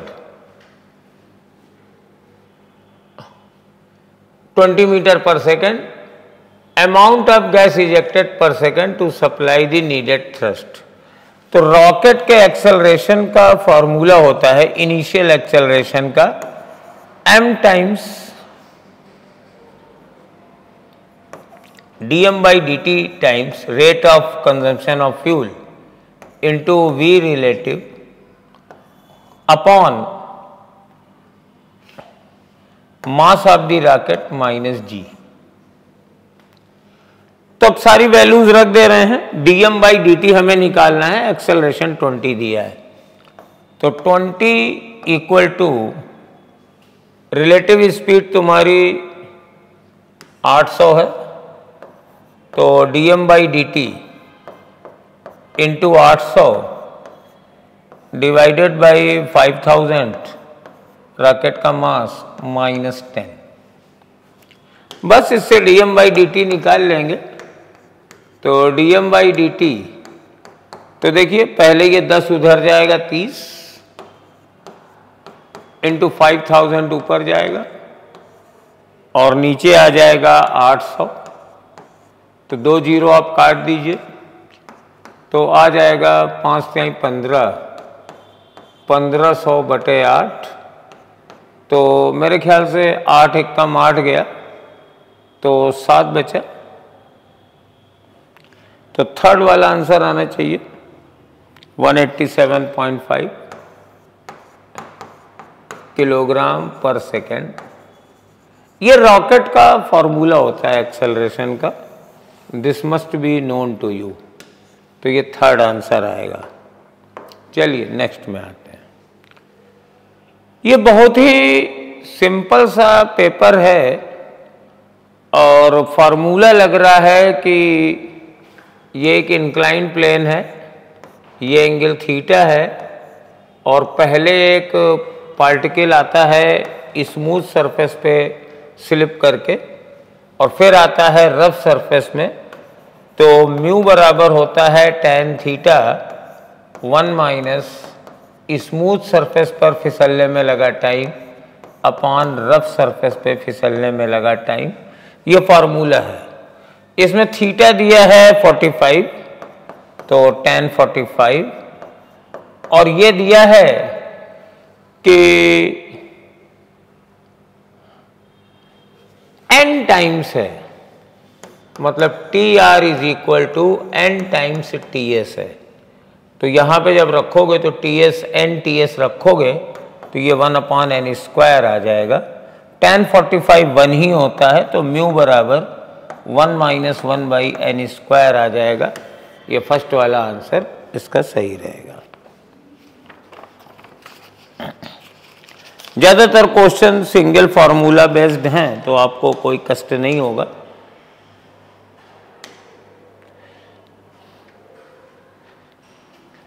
radius of gyration पूछ रहे हैं, तो रेडियस ऑफ गायरेशन होता है K बराबर under root moment of inertia upon mass of the system.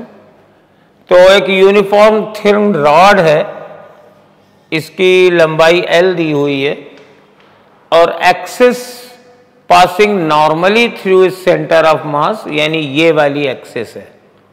तो इस एक्सिस के अबाउट रॉड का मोमेंट ऑफ इनर्शिया होता है mL²/12 और मास से डिवाइड कर देंगे तो आंसर L/√12 आ जाएगा।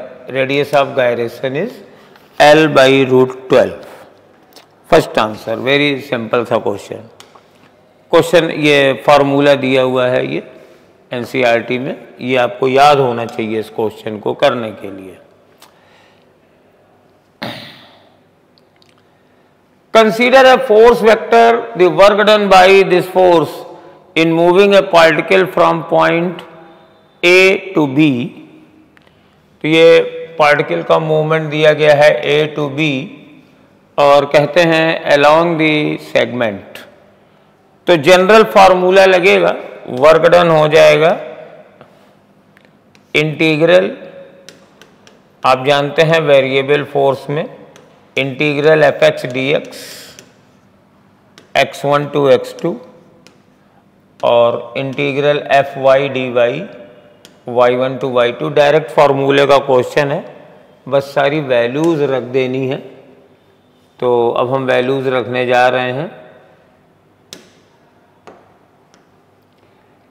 Integral fx is minus x dx और यहाँ पे x 1 है, यहाँ पे 0 है, 1 to 0 प्लस y dy और यहाँ पे y 0 है, वहाँ पर y 1 है। तो जब इसको इंटीग्रेट करेंगे तो माइनस एक्स स्क्वायर बाई 2 आएगा और ये जाएगा 1 से 0 और जब इसको इंटीग्रेट करेंगे तो y स्क्वायर बाई 2 आएगा और जाएंगे 0 से 1।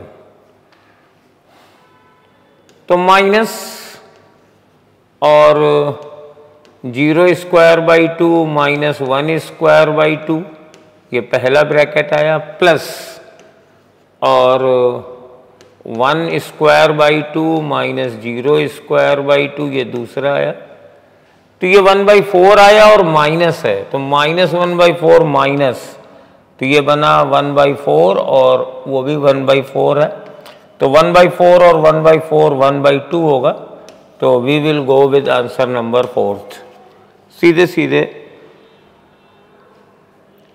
फॉर्मूले का क्वेश्चन है।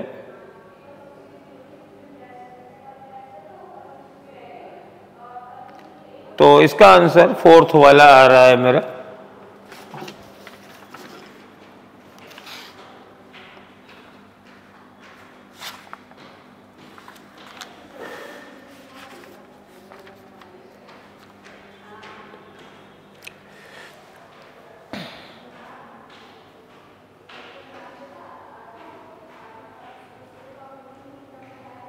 ये मैंने गलत किया है, I am sorry. 1 square by 2 है, तो ये 1/2 होगा और पूरे का स्क्वायर नहीं था, ये भी 1/2 होगा। तो 1/2 प्लस 1/2 बराबर 1 आ जाएगा इसका आंसर।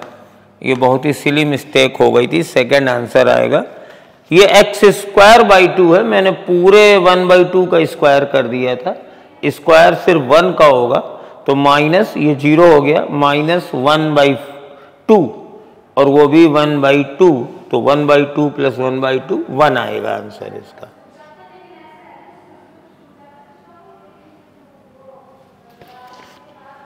अब ये पावर निकालनी है, ये फोर्स दिया है, ये वेलोसिटी दी है।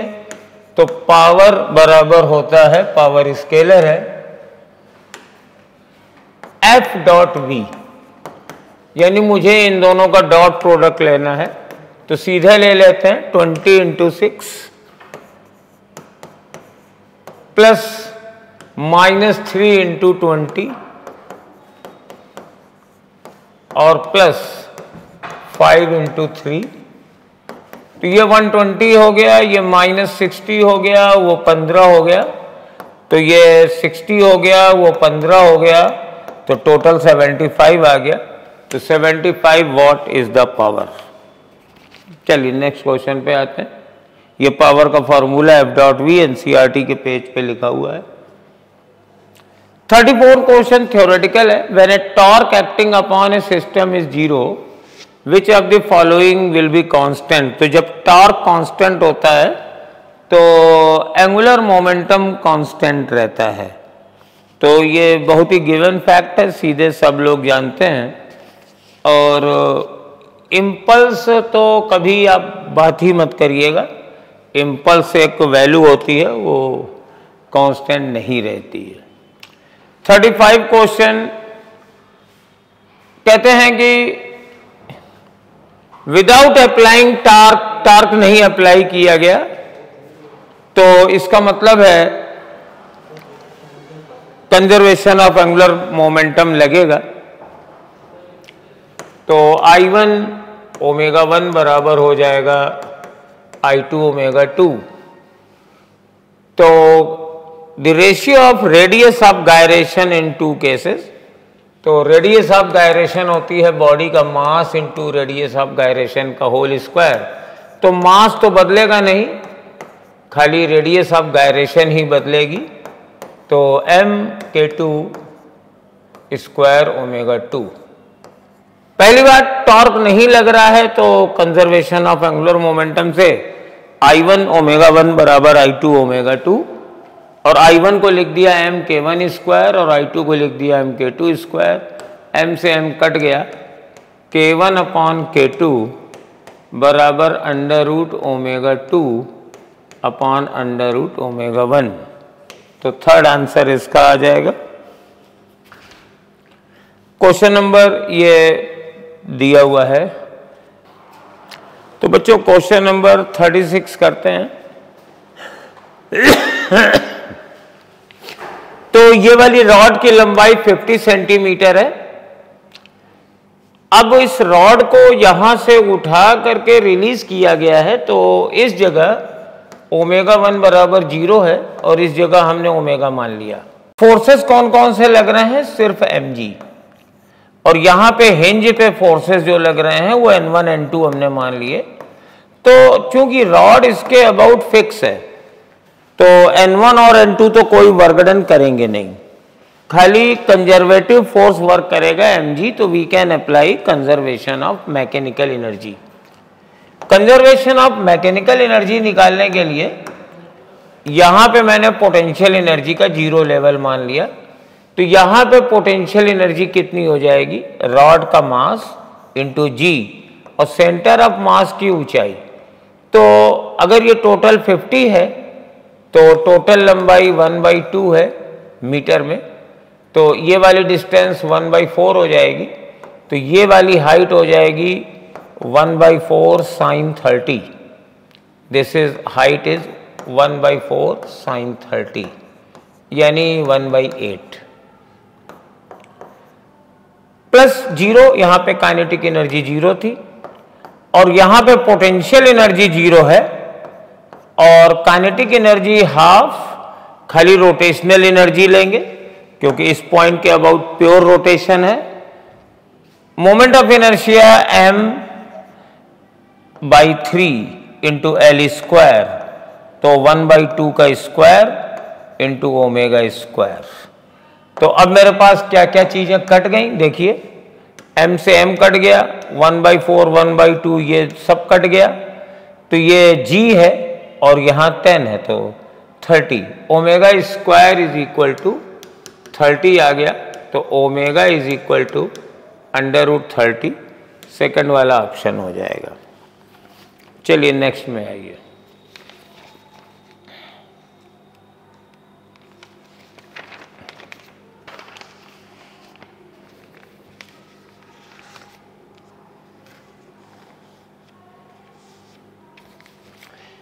ये मेरे पास रॉड है, इसकी लेंथ 3 मीटर है और लैम्डा बराबर 2 + x है।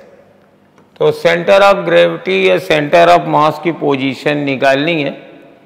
तो हमारे पास एक ट्रम्प का इक्का है कि अगर ये यूनिफॉर्म रॉड होती तो इसका सेंटर ऑफ मास 1.5 पर होता, और चूंकि इधर डेंसिटी बढ़ती जा रही है तो सेंटर ऑफ मास या सेंटर ऑफ ग्रेविटी इसका यहाँ कुछ होगी, यानी वैल्यू जो है position of centre of mass of the gravity of the rod is, तो ये 1.5 से ज़्यादा होनी चाहिए। तो 7/3 अगर करते हैं तो ये वैल्यू कितनी हो जाएगी? 1.5 तब होगा जब इसको जब डिवाइड करेंगे तो 3 दूनी 6, ये 3 दूनी 6 2.3 आएगा और ये 1.7/5 तो 7 सते 1.7 आएगा। तो ये आंसर फंसा दिया गया है, तो मुझे कैलकुलेट करना पड़ेगा। तो ठीक है, फिर कैलकुलेट करते हैं। कैलकुलेट करने से डर थोड़ी लगता है। यहाँ x बराबर 0 माना, यहाँ x पोजीशन पर एक एलिमेंट लिया dx, इसका मास माना dm, जो लैम्डा dx के बराबर होगा। सेंटर ऑफ मास की पोजीशन 0 से 3 x dm यानी lambda dx upon integral dm यानी लैम्डा dx 0 से 3। अब लैम्डा की वैल्यू रख देंगे। लैम्डा है 2 + x, तो लैम्डा की जगह 2 + x दोनों में रख दे जाएंगे।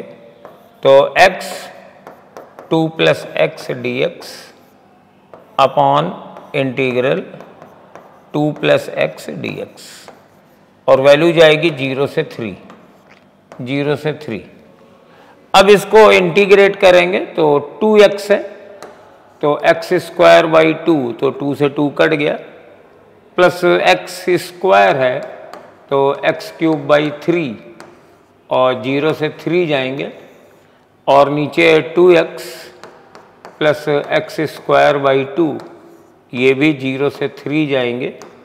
तो अब बस 3 रखना है, 0 रखने पे तो सब 0 ही हो जाएगा। तो 3 का स्क्वायर 9 प्लस 27/3, और नीचे 3 रखने पे ये 6 प्लस 3 रखने पे 9/2। तो ये 3 9 27 हो गया, ऊपर 18 आ गया, और नीचे 12 और 9 21, और ये 2 ऊपर चला गया। 3 से काट दीजिए, 3 × 6 = 18, 3 × 7 = 21, तो 12/7 आ रहा है। तो सेकंड वाला ऑप्शन दे दीजिए इसमें, 12/7।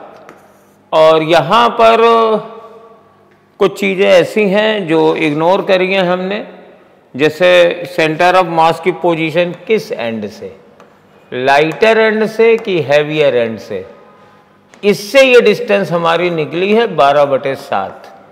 अगर हैवियर एंड से निकालते तो वो 1.5 से कम होती, और तब होती 3 - 12/7। तो 7 में 21 - 12, 21 - 12/7, तो ये 9/7 आ जाएगा। तो इस एंड से 9/7 आ जाएगा, ये आंसर आ रहा है। 21 में से 12 गए 9 आता है। तो दोनों ही आंसर करे जाते हैं, लेकिन इन जनरल जिस डायरेक्शन में ये लैम्डा दिया है उसी डायरेक्शन में आंसर भी लेते हैं, इसलिए सेकंड वाला आंसर सही माना जाता है।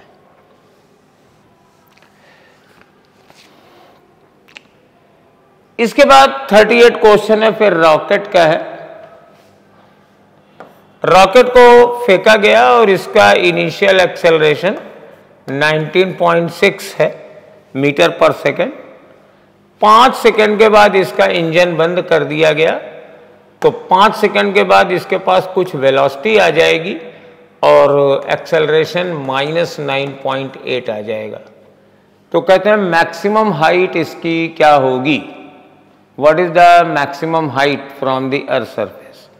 तो पहले तो ये वाली हाइट निकालो, इसको h1 कहा, तो h1 बराबर हाफ 19.6 इंटू 5 का स्क्वायर, तो 90.6 इंटू 25/2, तो ये आ जाएगा 9.8 इंटू 25।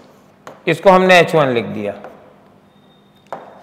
हमने यहां पर वेलोसिटी मान ली v, तो v बराबर हो जाएगा 19.6 इंटू 5 सेकंड तक चला है ये, तो आ जाएगा 19.8 इंटू 10।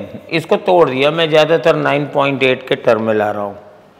अब जब यहाँ से ये वेलोसिटी है और एक्सेलरेशन ये है, तो ये कितनी ऊपर तक जाएगा, इसको h2 कह दिया, तो h2 बराबर हो जाएगा v का स्क्वायर, यानी 9.8 का स्क्वायर इंटू 10 का स्क्वायर अपॉन 2 इंटू जी, यानी 9.8।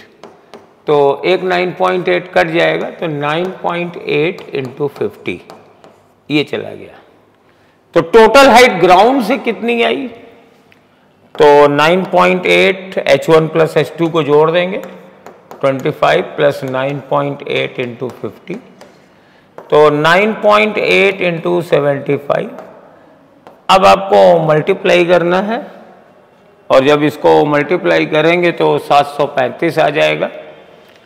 इसको लगभग 10 मान लें, कैलकुलेट नहीं कर रहा हूं, इसको अगर 10 मान लें तो 750 होगा, तो answer must be less than 750, तो 735 इज द बेस्ट आंसर। और ये 490 और 245 तो बहुत ज़्यादा हो गया, और ये ज़्यादा हो गया। चलिए 39 वाला देखते हैं, यही फार्मूले सिंपल लग रहे हैं, वन डायमेंशनल केस था।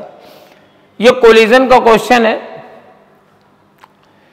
एक गेंद है ए, इसकी वेलोसिटी 12 है, और दूसरी वाली गेंद बी जो रेस्ट में है के साथ एक दिशा में टकराती है। कोलिजन इलास्टिक है, E बराबर 1/2, E बराबर 1। कोलिजन इलास्टिक है, E बराबर 1। इसकी वेलोसिटी नहीं दी गई है, U मान लिया, U1 बराबर U, और ये तो रेस्ट में थी, ठीक है।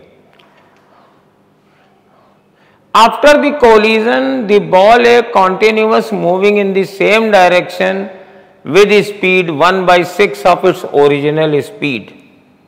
तो V1 बराबर U/6 हो जाएगा, क्योंकि इसकी स्पीड यही है, इसी डायरेक्शन में है, और U/6 है। While the ball B starts moving forward, तो यहां V2 नहीं दिया हुआ है, इसको आगे बढ़ा रहे हैं। और find the mass of the ball, ये मुझको मास ऑफ द बॉल निकालने को कहा जा रहा है। तो पहले हम लगाते हैं कंजर्वेशन ऑफ मोमेंटम। तो 12U प्लस 0 बराबर 12U/6 plus m into V2।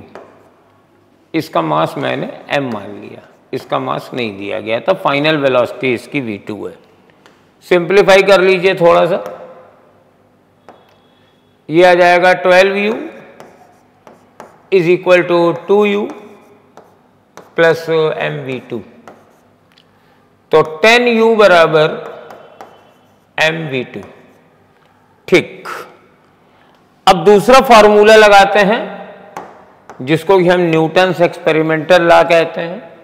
Velocity of separation is equal to velocity of approach for elastic collision. तो वेलोसिटी ऑफ सेपरेशन है V2 माइनस U/6, और वेलोसिटी ऑफ अप्रोच है U minus 0। तो V2 की value रख दीजिए, V2 की value रख दीजिए 10U by m minus U/6 is equal to U। अब U से U कट जाएगा, तो ये क्या बनेगा, 10/m is equal to 1 plus 1/6, तो 7/6 हो गया। तो m बराबर 60/7 आ रहा है, तो ये 9.7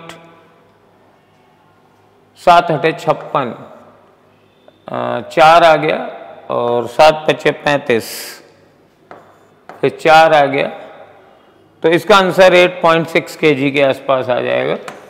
8 पॉइंट आ चुका है मेरा, तो ये 39 अच्छा क्वेश्चन था कोलिजन का। क्वेश्चन नंबर 40 देखिए। एक बॉडी 40 मीटर 10 से चलती है, तो यहां मान लीजिए A से B तक चली, ये 40 मीटर है और स्पीड 10 मीटर पर सेकेंड है। एंड सम मोर डिस्टेंस, कुछ और डिस्टेंस चली, S चली मान लो, और ये स्पीड 20 मीटर पर सेकेंड है। एवरेज स्पीड 18 है। What is the distance travelled by the body with velocity 20 यानी s निकालना है। तो एवरेज वेलोसिटी निकाल लीजिए। कैसे? टोटल डिस्टेंस कितनी चली 40 प्लस s, टाइम कितना लगा 40/10 प्लस s/20 और ये मेरे पास एवरेज है 18। तो अब इससे s हमें निकालना है तो निकाल लेंगे, बस कैलकुलेशन है। 40 plus s is equal to, ये तो 4 हो गया, 4 गुणे 18 प्लस 18s/20। तो 18 चौको होता है 72 माइनस 40 और ये बना s माइनस, ये 2 से काट दीजिए 9/10 हो जाएगा 9s/10। तो अब मेरे पास कितना बचा 10s minus 9s, s/10 is equal to 72 में से 40 गया 32, तो s बराबर 320 मीटर आ गया। तो ये फर्स्ट आंसर आ जाएगा। Which of the following statements are true? तो दो addition and subtraction of two vectors both are cumulative commutative, ये गलत है। एडिशन तो कम्यूटेटिव होता है, सब्ट्रैक्शन कम्यूटेटिव नहीं होता है, क्योंकि a प्लस बी बराबर b प्लस ए तो होता है, लेकिन a माइनस बी और b माइनस ये दोनों बराबर नहीं है, इनका निगेटिव है, तो ये स्टेटमेंट गलत हो गया। Addition of two vectors is commutative but subtraction of two vector is not commutative, ये सेकंड वाला सही है।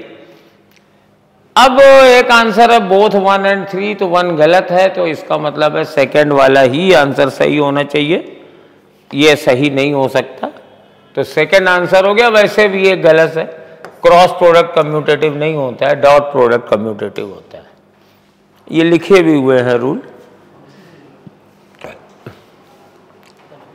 ए particle moves v1 and v2 और समयांतरालों जिनका अनुपात 1:2 है, तो यात्रा का औसत वेग पूछ रहे हैं। तो आप मान लीजिए कि ये वेलोसिटी v1 है, ये वेलोसिटी v2 है, ये वाला टाइम t है, तो ये वाला टाइम 2t है, तो एवरेज वेलोसिटी हो जाएगी total distance v1t plus 2v2t upon 3t, t से t माइनस कर दीजिए, तो v1 प्लस 2v2/3। तो है कोई आंसर? फर्स्ट वाला है, देख लीजिए, ठीक है, बहुत ही सिंपल सा क्वेश्चन था। अब कहते हैं कि फिगर शोज वीटी ग्राफ है, तो वीटी ग्राफ में जो स्लोप है वो कांस्टेंट एक्सेलरेशन देता है, दोनों के स्लोप कांस्टेंट हैं लेकिन डिफरेंट हैं। तो P एंड Q बोथ है यूनिफॉर्म, हाँ दोनों का यूनिफॉर्म तो है, but A1 is not equal to A2 है, but still both are uniform, तो पहला वाला सही है। एक्सेलरेशन ऑफ Q मोर नहीं है, Q नीचे है, एक्सेलरेशन ऑफ Q लेस है, एक्सेलरेशन ऑफ P ज्यादा है, ये गलत हो गया। इक्वल तो है ही नहीं, वो हमने पहले लिख दिया था, बिकॉज स्लोप्स आर डिफरेंट, और मे बी 2 और 3 जब दोनों गलत हैं तो कैसे सही हो सकता है, पहला वाला आंसर हो जाएगा। चलिए नेक्स्ट में आइए, ये ग्राफ से दिया हुआ है, एनसीईआरटी से मिला लीजिएगा। Respective number of significant figures for the numbers. तो सिग्निफिकेंट फिगर्स निकालने का तरीका क्या है कि ऐसे आप लिख लीजिए, और कोई मैं रूल नहीं बताऊंगा, दोनों तरफ से जीरो को काट दीजिए। तो इधर से कोई जीरो नहीं है, इधर से कोई जीरो नहीं है, तो इसमें सिग्निफिकेंट फिगर नंबर हो गई 5 है, तो ये गलत हो गया। दूसरे वाले में 0.0003 आया, तो इधर से तो 3 पे कुछ नहीं हुआ, इधर से ये 003 कट गए, तो इसमें सिग्निफिकेंट फिगर है 1, तो 5 के बाद 1 होगा, तो चौथा वाला गलत हो गया। इन दोनों में सही हो गया। और इसमें सिग्निफिकेंट फिगर्स होते नहीं है, इसमें 2 सिग्निफिकेंट फिगर्स हैं, तो 5, 1, 2 आंसर हमारा सही है। 44 का आंसर हो गया 2। ये पूरे रूल याद करने की कोई जरूरत नहीं है, ऐसे नंबर लिखो और इधर वाले सारे जीरो काट दो नॉन जीरो नंबर से पहले। ये थोड़ा सा अच्छा क्वेश्चन है। ऑब्जेक्ट मूव कर रहा है, इनिशियल वेलोसिटी है इसकी 6.25 मीटर पर सेकेंड, और इसके बाद यहां पर इस पे एक्सेलरेशन दे दिया गया। तो एक्सेलरेशन मैं लिख देता हूं dv/dt बराबर -2.5 √v हो गया। तो dv/√v is equal to -2.5 dt।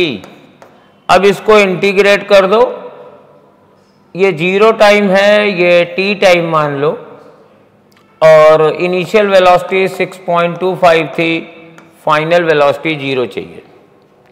अब इंटीग्रेशन परफॉर्म करना है dv/√v। तो √v 1/√v का मतलब है कि v की पावर -1/2, और इंटीग्रेशन करने में जब जोड़ेंगे 1 तो 1/-1/2 + 1 आएगा।